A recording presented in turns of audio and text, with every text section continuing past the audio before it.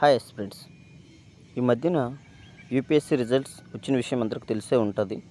ఇందులో all India rank 887 Anitha వేములపతి అనే అమ్మాయికి రావడం జరిగింది. ఈమె యొక్క ఇన్స్పైరింగ్ స్టోరీ మీకు ఇప్పుడు చెప్పబోతున్నాను. ఈమె యొక్క నేటివ్ ప్లేస్ విశాఖపట్నం.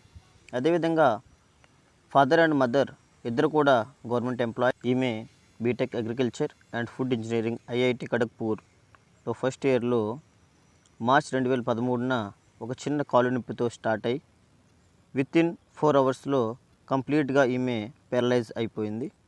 ఎందుకనగా నర్వస్ డిసార్డర్, స్పైనల్ కార్డ్లో ప్రాబ్లం కారణంగా ఈమె యూపీఎస్సీ ప్రిపరేషన్ అంతా కూడా వీల్ చైర్ పైనే కొనసాగిస్తూ 3 సార్లు విఫలమైనా సరే 4వసారి ఆల్ ఇండియా 887వ ర్యాంకును సంపాదించుకుంది.